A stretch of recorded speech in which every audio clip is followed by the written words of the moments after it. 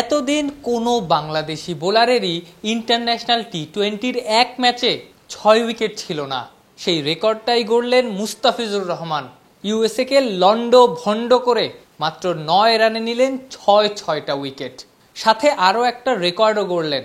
টি-20-তে এক ইনিংসে বাংলাদেশি বোলার হিসেবে সবচেয়ে বেশি ডট বল করার record. Perfect line, perfect length, perfect flight. আপনার মনের অন্দরে একজন লেগ স্পিনারের যে ছবিটা ভেসে ওঠে, আমেরিকার সাথে তৃতীয় টি-20-র রিশাদ হোসেন যেন ঠিক তাই, একদম পিকচার পারফেক্ট। প্রথম ওভারে মোটে ২ রান দিয়ে শুরু, পরের ওভারটা তো মেইডেন। টানা ভালো বোলিংয়ের পুরস্কার মিলেছে তৃতীয় ওভারে। যুবা দলের সাবেক সতীর্থ তানজিদ তামিমের ক্যাচ বানিয়ে ফিরিয়েছেন মিলিন্দ কুমারকে। সেই ওভারেও রিশাদ খরচ করেছিলেন মোটে ২ রান।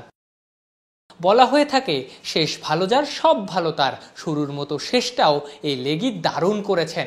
৩ ওভারে ৪ রান দেয়া রিশাদ স্পেল শেষ করেছেন ৭ রানে ১ উইকেট নিয়ে। কোনো বাউন্ডারি ছাড়া স্পেল শেষ করা রিশাদ ডটই করেছেন ১৭টা ডট দিলেও এটাই আন্তর্জাতিক টি-20-তে কোনো এক ইনিংসে বাংলাদেশি হিসেবে সর্বোচ্চ ডটের স্পেল না। তালিকার ১-এ আছেন মাহমুদুল্লাহ রিয়াদ, পরের দুটো নাম মুস্তাফিজের। চতুর্থ নামটা দেখে একটু অবাকই হবেন। আন্তর্জাতিক টি-20-র মর্যাদা পাওয়া গত এশিয়ান গেমসে মালয়েশিয়ার বিপক্ষে 18টা ডট করেছিলেন সাইফ হাসান।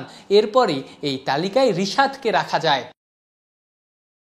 আগের ম্যাচেও দারুণ বোলিং করেছিলেন রিশাদ, ২১ রানে দিয়েছিলেন ২ উইকেট। তার আগের ম্যাচেও ১ উইকেট নিতে ২ ওভারে খরচ করেছিলেন ১৬। ছোট্ট ক্যারিয়ারে এরই মধ্যে সবার আস্থার জায়গায় পরিণত হয়েছেন রিশাদ। এমন বোলিংয়ের সাথে ব্যাটিংয়ের সামর্থ্য তাকে বানিয়েছে এক্স ফ্যাক্টর। ভক্তদের মতো দলও নিশ্চয়ই চাইবে এই লেগ স্পিনার এমন ফর্ম যেন বিশ্বমঞ্চেও ধরে রাখেন। তাতে দলের লাভ, দেশের লাভ, রিশাদের নিজেরও লাভ। আফনান পিয়াল, অলরাউন্ডার।